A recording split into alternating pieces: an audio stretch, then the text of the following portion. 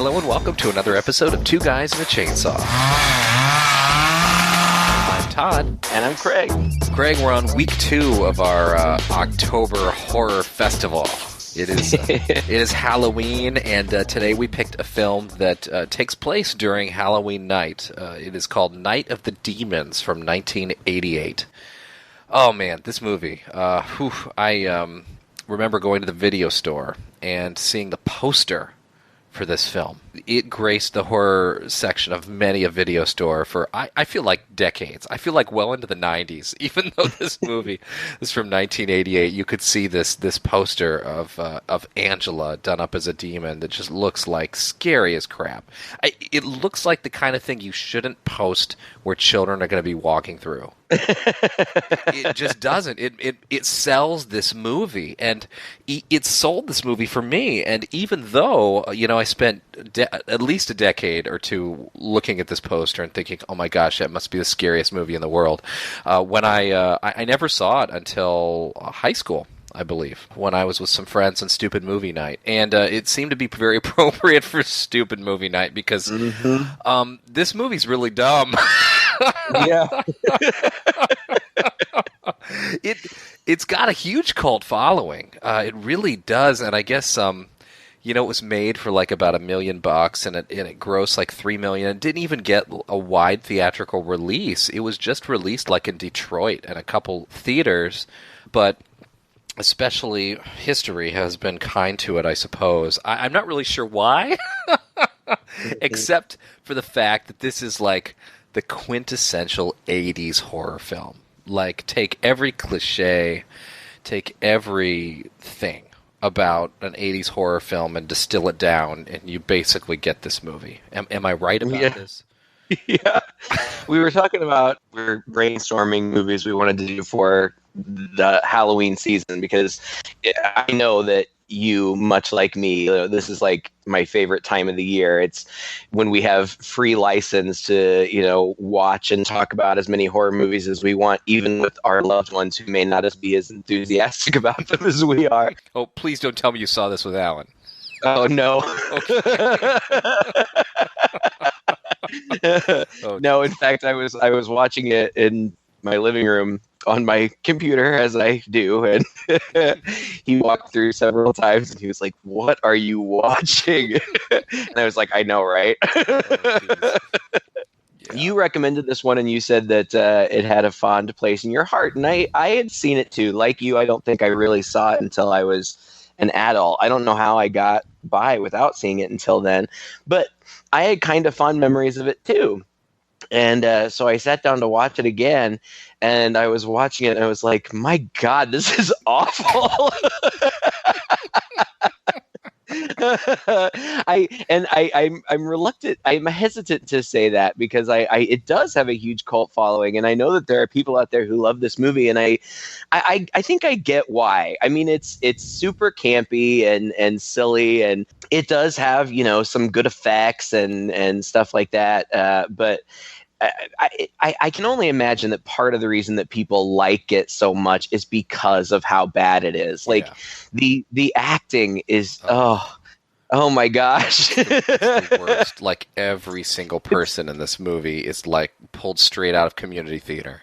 Oh my gosh, it's so bad. And it's this group of probably 30-year-olds who are supposed to be playing high school kids who they're just a bunch of jerks, and they all end up in this house, and then they're just so stupid, and I guess it's at least kind of fun to watch them all get picked off. And there are 10 of them, man. 10. Oh, I know. Way too many. So many. And like I wrote down, before I even started, I went to IMDb and I wrote down all of their names and all the actors who played them all. And I'm like, why are there so many of them? Like, I'm never going to be able to keep track of all these people. And so like as I'm watching, I'm trying to pay attention to their names, and like I'm writing down, okay, Roger's the black guy, okay, Max is the guy in the doctor's costume, like I really need to keep track of it doesn't matter, they're just a bunch of assholes that, that get together and get possessed, and the end. So so true. Bunch of assholes. You know, we do have at least one guy who's familiar to us. He's a familiar asshole, right? Jay, yeah. He's the guy who played. Was it Kurt Kelly? Stooge. Oh, no, you're talking about Stooge. Oh, right. Yeah. Go ahead. There's another one that I remember, too. Go ahead. Well, you go. Yeah, Stooge was also in Sorority Babes in the Slimeball Bowl-orama. Yes. I do remember him, and he was funny.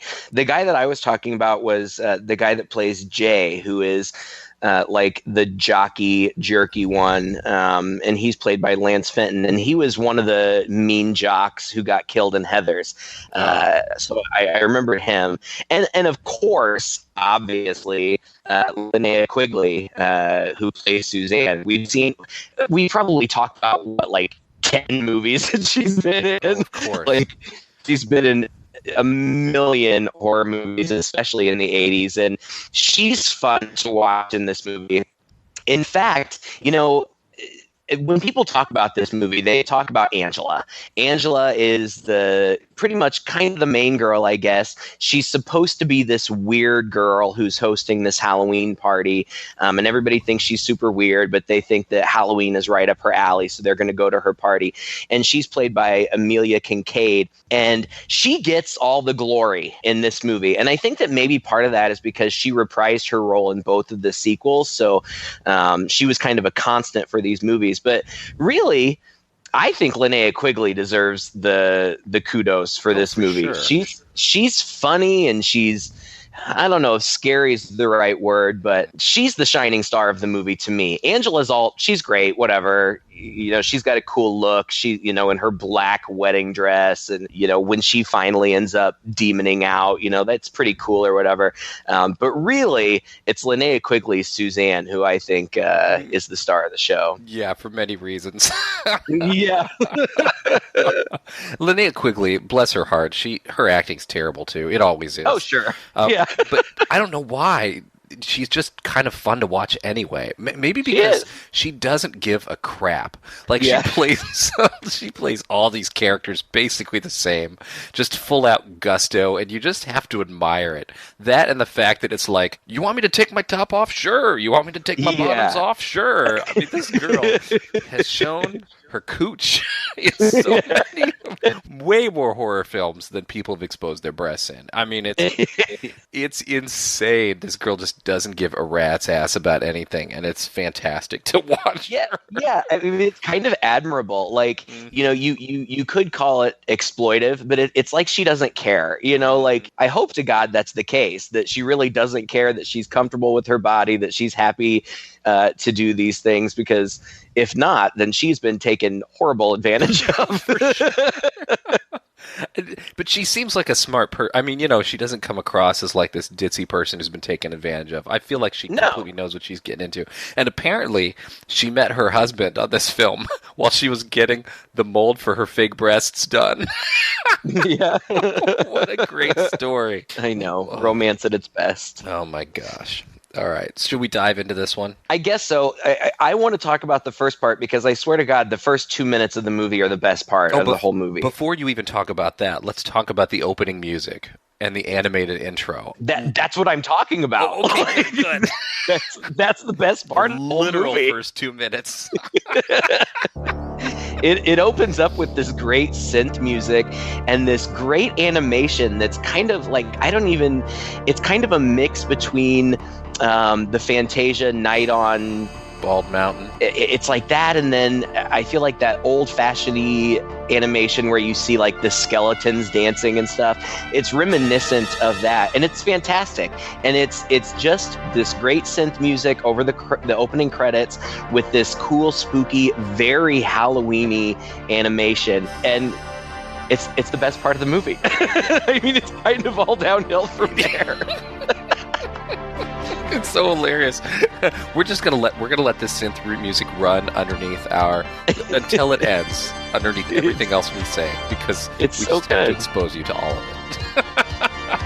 Yeah, and then it opens the most, it's weird. This movie has the most bizarre, like, bookend to it. Yeah, it is kind of weird. Like, it's not the kind of movie you expect to have a bookend. But sure enough, it opens up the way, I don't know, maybe half of the bad 80s horror films that we've reviewed open up, which is a bunch of punk kids driving down the street, causing trouble in a car. Mm-hmm. And they run by this guy, this old man, who's like shaking his fist at them. You crazy kids, blah, blah, blah, blah, blah. They spill his groceries. Some other kid comes out of the shadows at him. His name is Sal. Anyway, he picks up an apple that he's got in his groceries, and he picks up a thing of razor blades and makes a comment about how he's going to show everybody on Halloween or whatever. And then you don't see this guy again until the very end. Right. And then it just focuses on these people, and we've got 10 of them to deal with. We've got... Oh, geez. We got the 4 in the car. We've got the black guy, whose name is Roger. We have Helen, who is driving the car. And then we have Stooge. And we mentioned Stooge. He's the guy who plays the same boorish, frat guy dude, drinking beer. In this case, in case you couldn't telegraph it more clearly, he actually has a pig nose on his face. And this man would not stop calling Helen a bitch through this entire film. Well, it's not just her, it's every girl. Like, he's like trying to yes, Helen in the beginning, he's calling her a bitch, and then later on he's trying to hook up with Suzanne, and she takes too long in the bathroom, and he starts calling her a bitch. Like, this guy's just such a dick. Like, he is. Why do they hang out with him? There's nothing charming about him, and that's the thing. You get this boorish guy, and you just can't wait for him to go away. But I have to say, I don't know. Just the fact that he was just throwing this word around throughout the movie was really grating on me. Oh, yeah. There, bitch! Get off that! Dizzy f***ing bitch, man. Shut up and drive, bitch!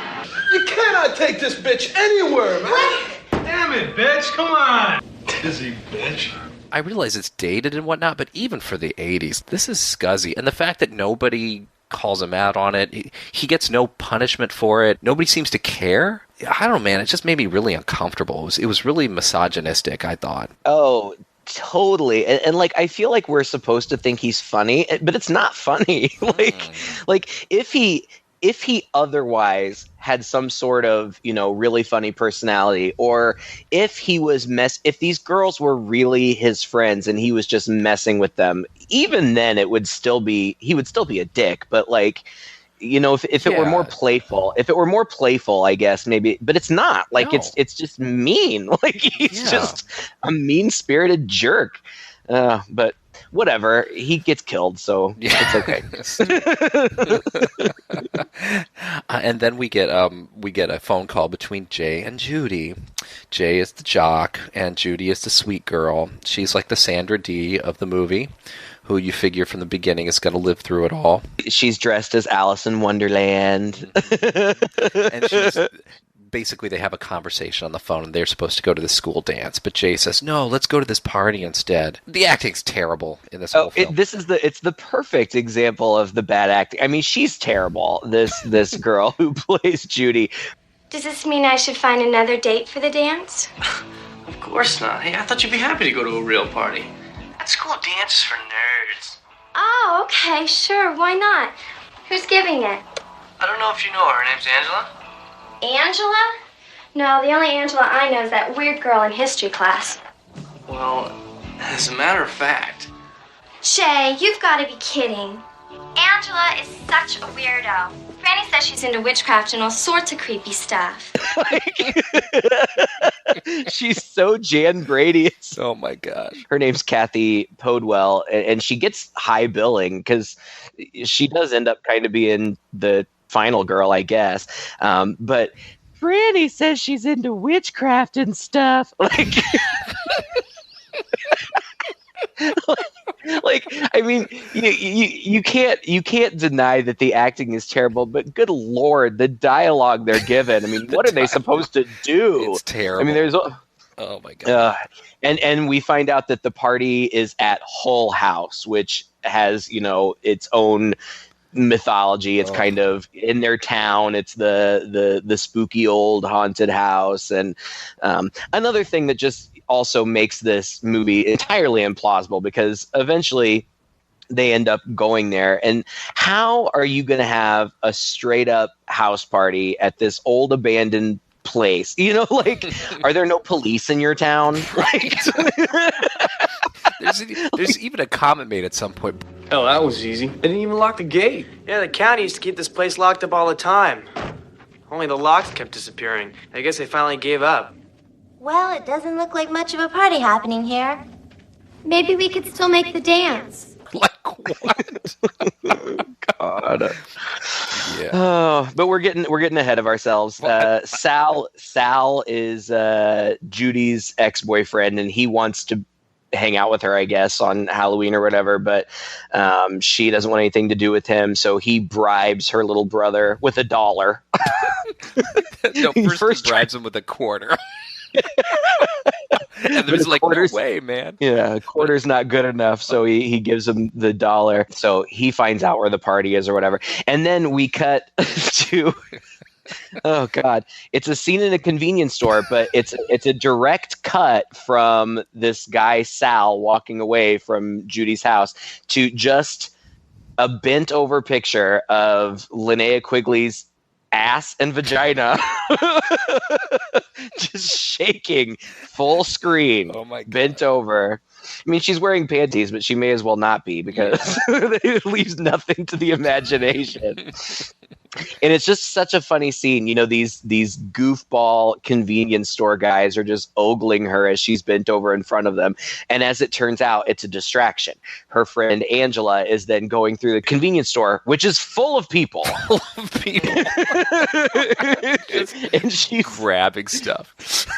And she's got like a sack that looks like it's made out of a bed sheet. Like it's this huge sack. And she's just throwing stuff in there, like filling up this huge sack. And finally she gives Suzanne, Linnea Quigley, the sign, like, I'm done, I got it, or whatever. Oh, and then probably my favorite line in the movie, Suzanne walks out as she's walking towards the convenience store guys. She goes, "Do you guys have sour balls?" Why, sure we do. Too bad. I bet you don't get many blowjobs. She walks out. Sour balls. Oh my gosh. The laughs never stop with this film. In the future, I think if I ever watch this again, I think I might just turn it off after that. I've seen all I need to see. Well, to be fair, in the movie's defense, it's extremely clear by this point that the film isn't even taking itself seriously. No. It's meant to be, I wouldn't say it's meant to be a comedy, but it's meant to have a lot of comedic points in it. Let's put it that way. It's tongue-in-cheek. Yeah. And I get it, and that's funny, you know. Like it's fun. I'll go on and on about how terrible it is. Don't worry, you know. I will continue to talk about how terrible it is. But in all fairness, it's fun. Yeah. You know, just get drunk first. For sure. And don't watch it alone. My God. No. Don't sit in your living room on a Saturday afternoon in the middle of the day, stone cold sober, and watch this movie. You are not going to have the experience that you should have. I had to watch it in 2 chunks, man. I really did. After about 45 minutes, I was like, all right, I'm going to bed. I'm watching the rest of this in the morning. Mm-hmm. Well, and then the next scene is Jay meeting up with Judy, and they're at the house, and there's a funny scene with his mom and his kid. Her kid brother has all these goofy lines, and the mom's like, "Would you like a fudge log?" And she shows him a tray of the most disgusting-looking candies. Yeah, it looks like a tray of cat turds. This is just such lowbrow comedy here. Yeah. And Jay tries to kiss Judy as they're leaving, and Judy's like, slow down. Like, he can't even kiss her. And this is, you know, a theme that we're going to get throughout here is Judy's virginal status and Jay trying to get with her. So anyway, they all leave, and they're going to go to this house, and I guess Stooge and the carload of people are going to the same party. As they're driving down the street, Stooge is messing around, and their car breaks down, has a flat. There's Max and Franny in another car. Are they with Judy and Jay at this point? Yeah, Judy and Jay pick them up, and That's right. Max. These characters, they don't make any. They're completely insignificant. Max is, I have written down next to his name, doctor's costume, and I have written down next to Franny, Asian girl. Asian girl. And they are a couple. And she doesn't get much screen time. No. She is stunningly gorgeous. My biggest regret about this film is that she did not have more of a starring role. I wish she did, because she seems like a better actress than the other girls, and she's really beautiful. And Max, he doesn't have much to do either. He doesn't seem as bad as the rest of them either. But Max is exposition boy. Oh yeah. Max, oh, that's right. I forgot. Max knows everything about this house. That's right, because he reads.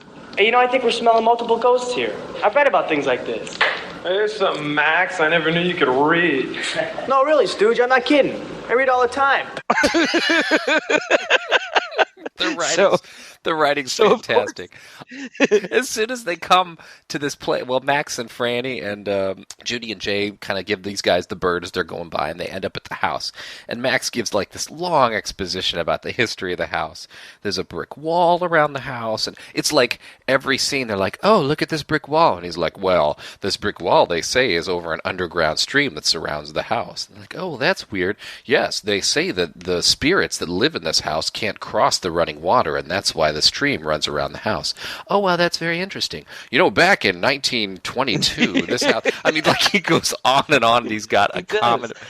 I had forgotten that was him. That's how memorable these characters are. But yeah, he explains that it used to be a funeral parlor, and old Mr. Hull really loved his clientele, like in the carnal way. He gets a necrophilia. But at some point, one of the Hulls slaughtered the rest of their family on Halloween night. So this house has this whole sordid history. I love it when they walk into the house and they're like, oof! Somebody fired the maid. Yeah, somebody did. The whole family maid was killed along with the rest of them. Someone managed to roast her. Great. Barbecue maid. No wonder she didn't keep the place clean. Oh, man. And so basically they all just show up. And Sal pops out of a coffin and scares Jay and makes him mad. But eventually they're just all there. They get the party started. They have this dumbass house party that we've seen in so many of these movies, like Spookies, where suddenly they break out like these teenagers break out like trays of hors d'oeuvres and things like that they've got laid out on these tables. They've like taken time to decorate the walls with like skeletons and things like that. And they're just like randomly dancing and hanging out in corners. And Judy's fretting about this lighter, which is like the dumbest scene ever. When she's trying to light a candle or something, and then Angela comes up to her and is like, don't leave that lighter lingering around. You don't want the spirits to get it. That's what she says, and then like that really bothers Judy. Like, oh no. There's like a 5-minute scene of her deciding whether or not she's going to leave the lighter or she's going to put it in her pocket. She ends up like making a bold choice and putting it in her pocket. Yeah. and Suzanne, Linnea Quigley is dancing sexy, and all the boys are ogling her, and then somebody pulls out a strobe light, and like you would think that it was the coolest thing that had ever happened. Like, oh my god, a strobe light! This party is epic. But then the music stops. They think the batteries went dead. Of course, we know that it's probably the demons at work. But since the music has stopped, Angela's like, hey, let's have a seance. And they're like, I don't know. Don't you think that's kind of risky? But then one of them, I think it's Franny, is like, well, let's have a past life seance. Like that, like is that a thing? I've heard this in my life. They're like, ooh. And then Angela, I think, explains what it is, right?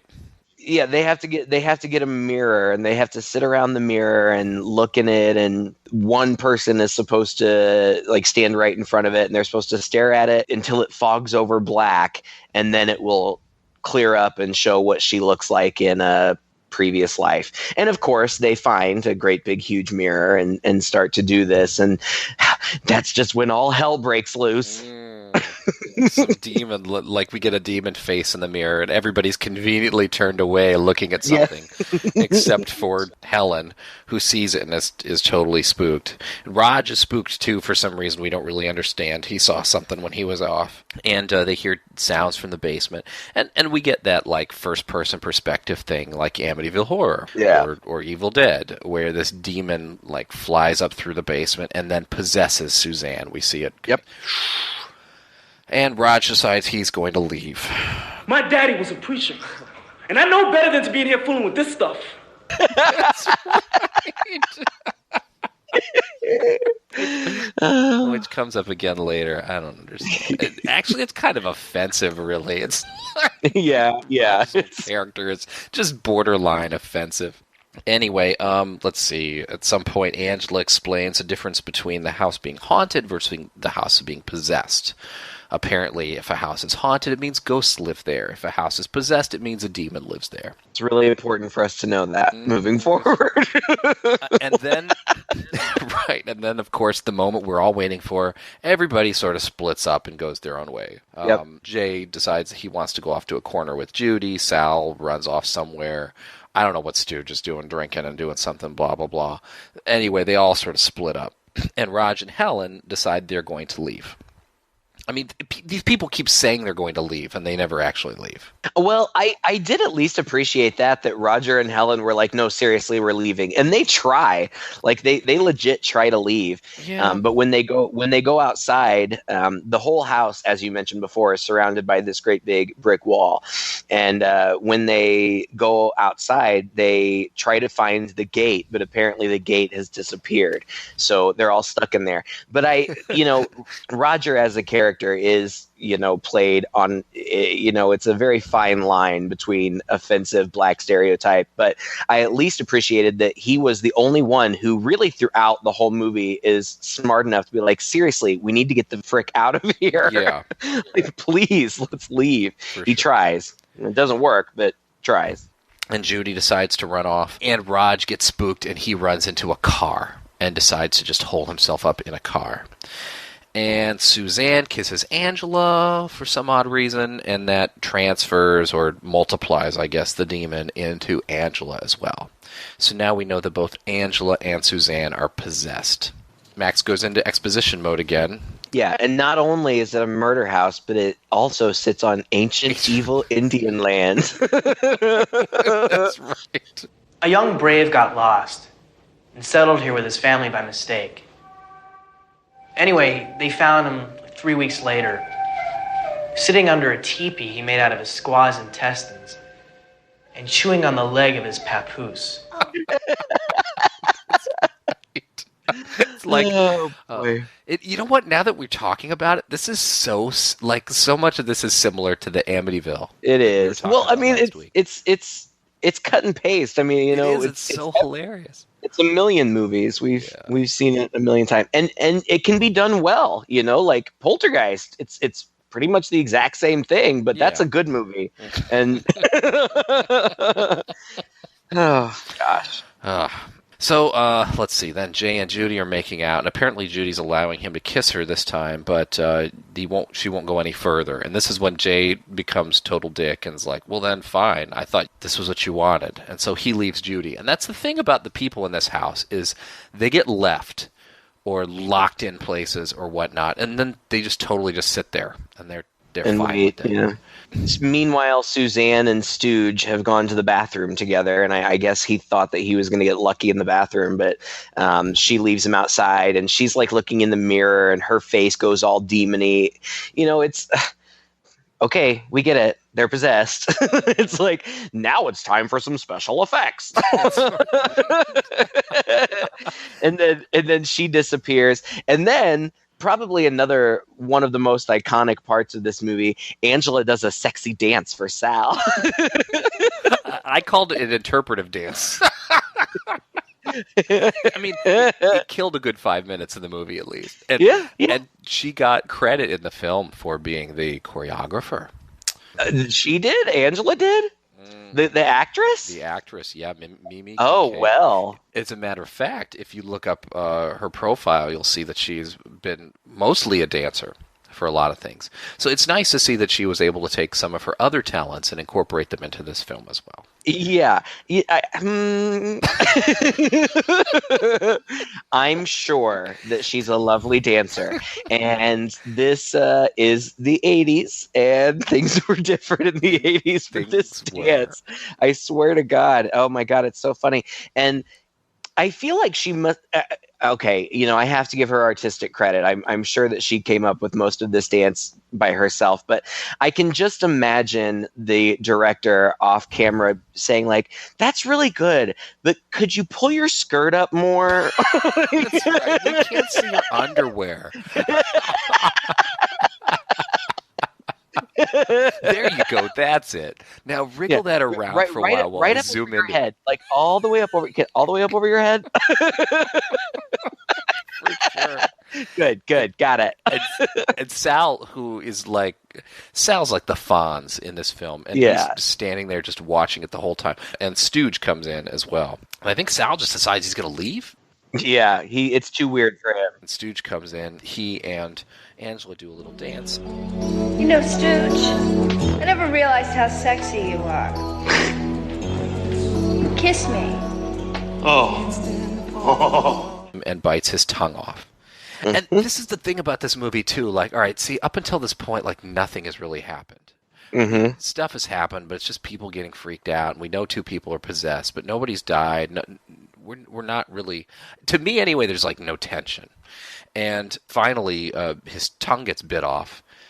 And she smiles at him, and she's all demon-y now, and spits his tongue out, and there's blood hanging from his mouth. And then they just cut away.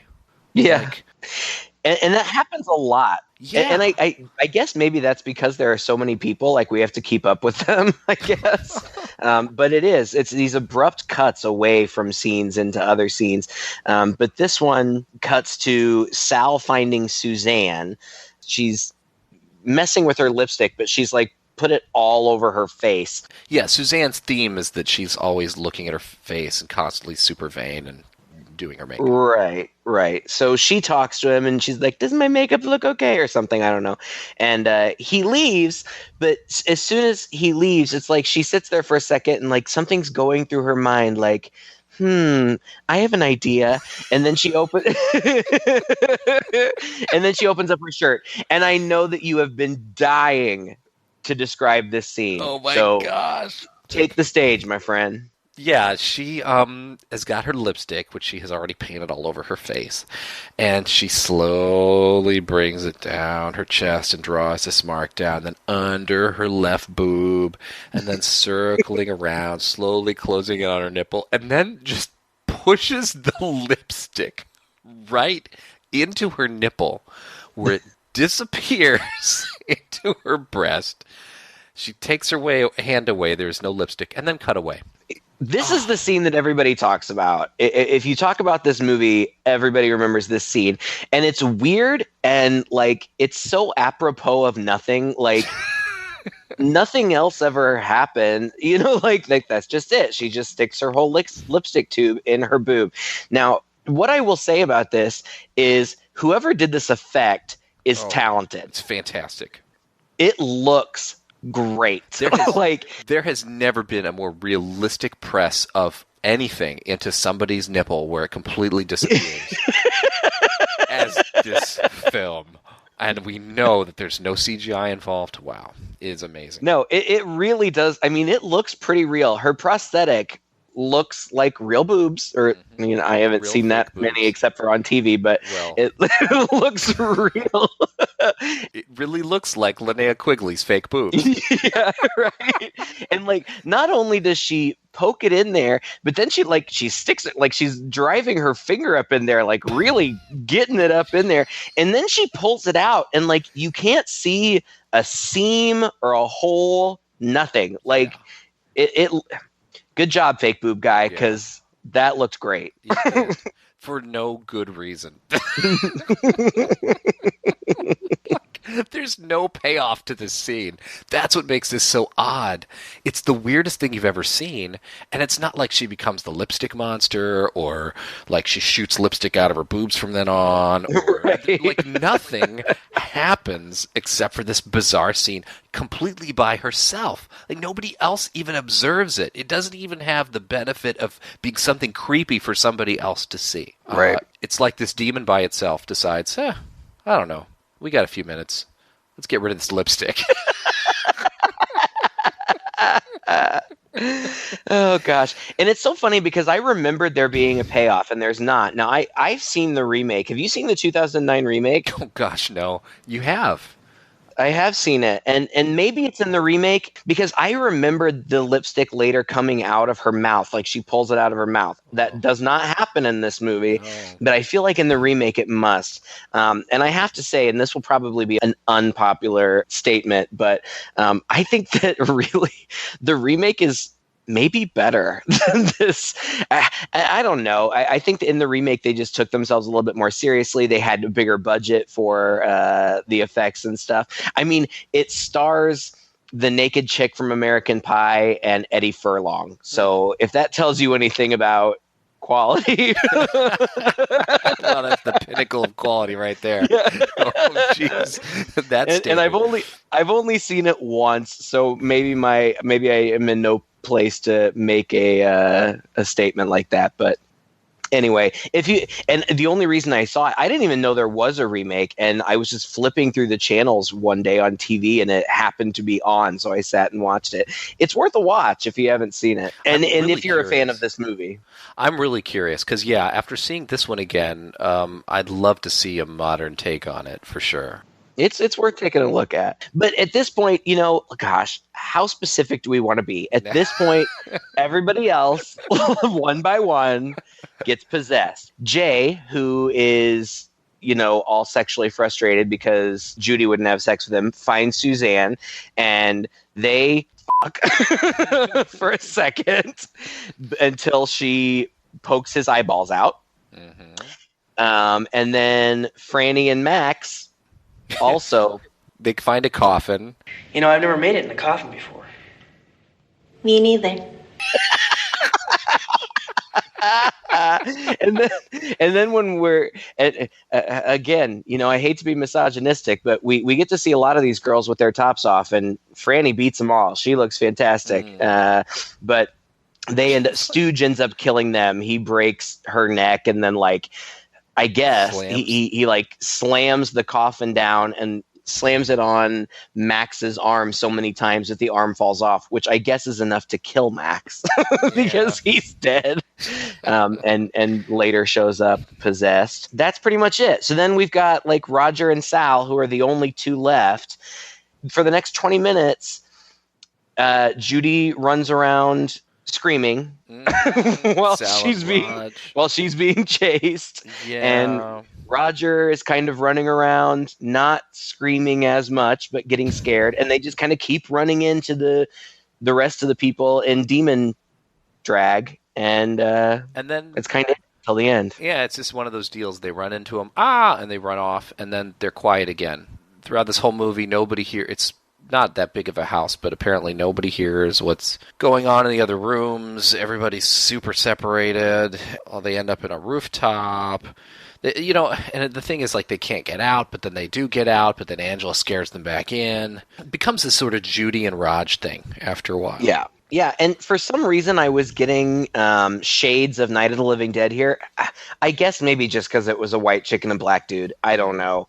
But that's kind of what it felt like. It felt like the two folks from Night of the Living Dead. You know what I'm talking about? Yeah, I know exactly what you mean. Yep. And and Roger really ends up kind of being the hero of the story. I mean, Judy, she sticks around, but she just runs around screaming like a banshee.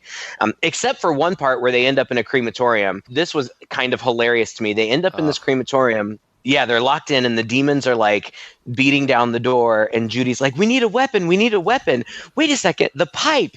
And she goes to pull the pipe out of the oven, and she pulls it out, and then gas starts coming out. It's hilarious to me that this place has been abandoned for 100 years and they're still paying their gas bill, apparently. Because the gas bill on. Right. And then she gets to fill the room up with gas while she's trying to light this lighter. And there's all this supposed tension where the demons are telepathically, I guess, pulling the pins out of the door so they can bring the door down while she cannot light a lighter to save her life. And I'm thinking, by the time she lights this lighter, this room is going to explode. Oh, yeah. Yeah, absolutely. But this is a moment where it actually doesn't make any sense because Judy completely picks up, and while she's been the not hero through this thing, suddenly gets a mind of her own and decides to take some initiative. And Raj, on the other hand, does absolutely nothing to help her. Right. He's cowering in the corner. He's like freaking runs off and leaves her at times.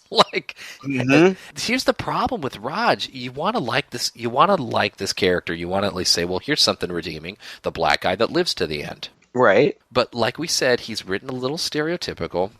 And then he's alternately extremely helpful, and he's willing to linger around and help her out, like when she's dangling from the ledge, and he's encouraging her, come on, Judy, in the face of all this, stuff coming their way. Yet when they're locked in a room relatively safe, trying to find a way out, he's got nothing. It's so uneven. It's so poorly. He wants to pray. Oh, my God. Let's pray. We can't wait, Raj. We gotta try.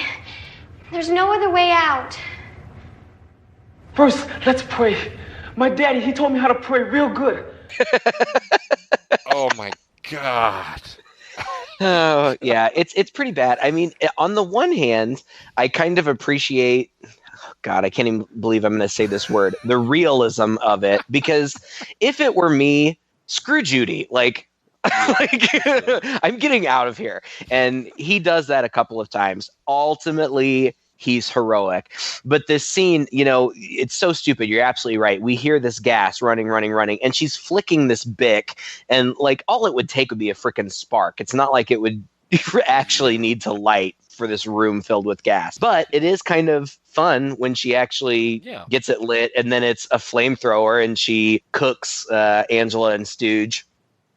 And something that we haven't really talked about, and it's really evident, especially after they've been burned, the makeup effects are really fun in the movie. They're really good. They're alternately good and lazy.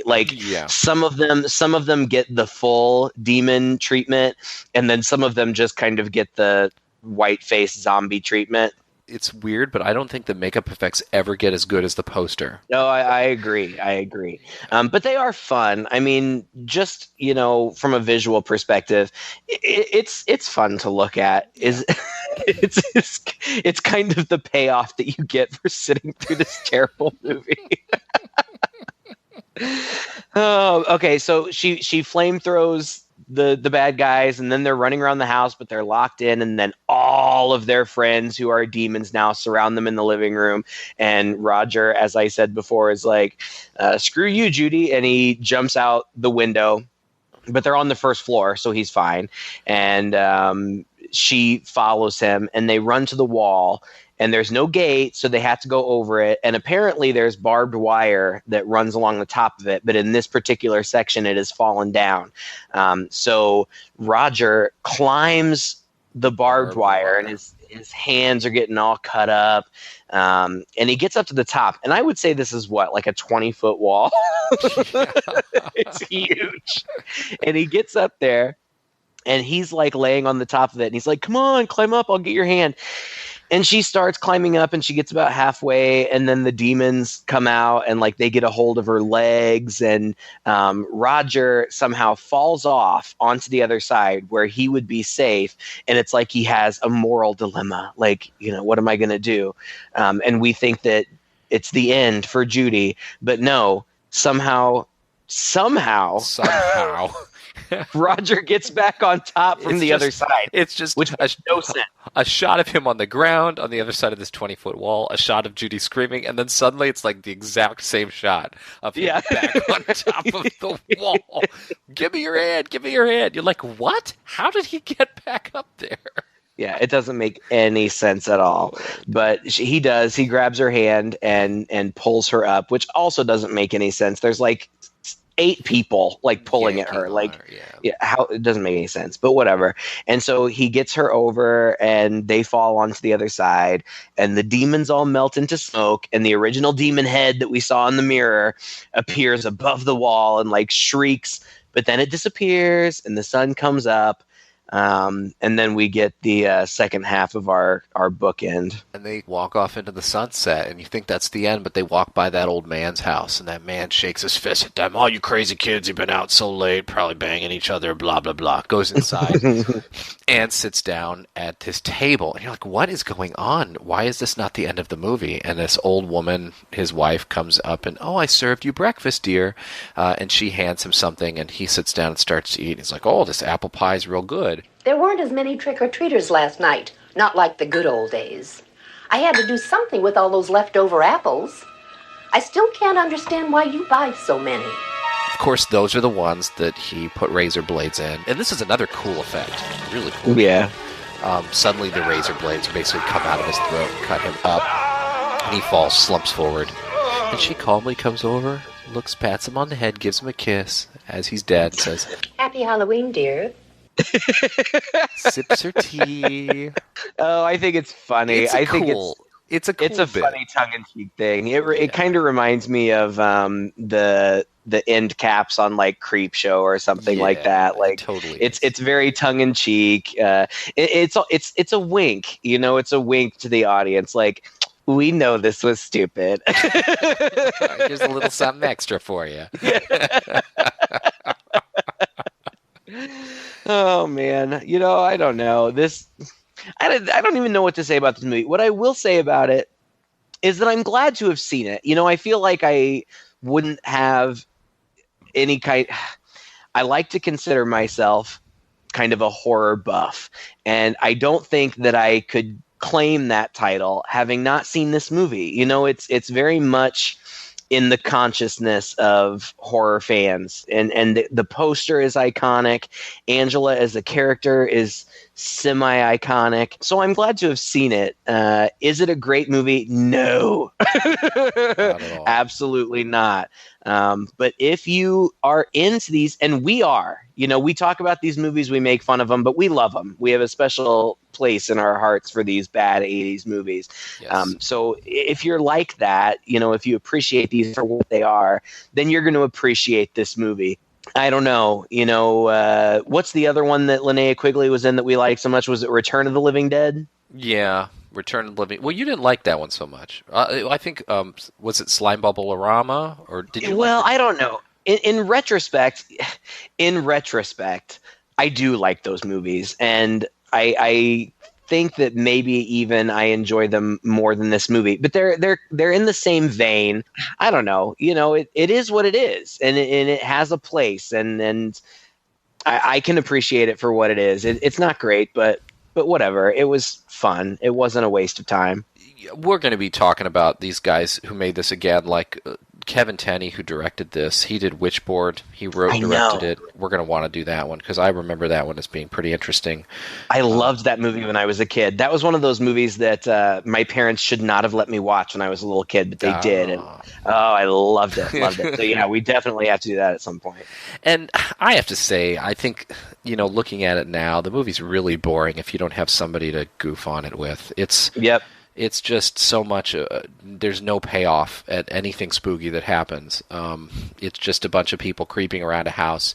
Just when something scary happens, it cuts away to two people talking again about something else in some other part of the house. And then, it's just this little chase. But in a sense, you can't really mount any suspense because you never get a sense of place in this house. You never get an idea of what's where and who's where. And anytime somebody's in peril, then they're conveniently okay for another few minutes, while they prowl around in their quiet corner. So, and you don't care about any of the characters either. Of course. So there's no investment. There are 10 of them. It's hard to, right? Right. So, but yeah, I think again, as a fun, goofy 80s movie it's just a blender of a film that takes all these tropes and mashes them together and is super obvious about it and even winks at the audience about it and knows that it's goofy and doesn't take itself seriously. Yeah, it's entertaining.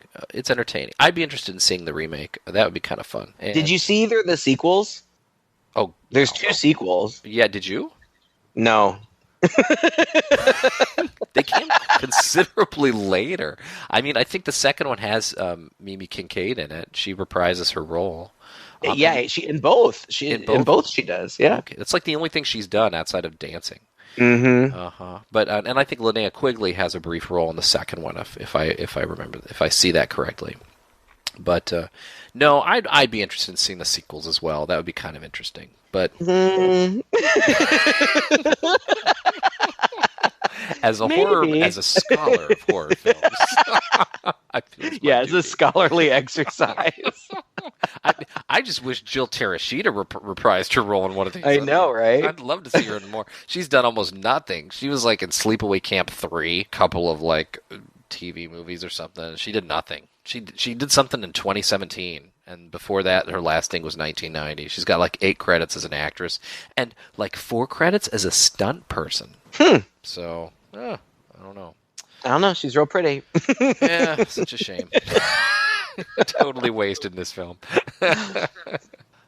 Well, anyway, it was fun to laugh about. It's fun to talk about. Yeah. What a great Halloween movie. Right? Yeah, definitely. Thanks again for listening to another episode. If you enjoyed this podcast, please share it with a friend. You can find us on iTunes. You can find us on Google Play. You can find us on our website, Stitcher. Wherever you find podcasts, we're probably there. Also, like us on Facebook. We have a page there where we can discuss things all Halloween season. We can talk about Halloween movies. We can talk about Halloween things, whatever you want. We love interacting with both of our fans. Just jump on over to that page. We've got 3 more episodes, including our 100th episode coming up this month. So it's a very special October. Until next time, I'm Todd. And I'm Craig.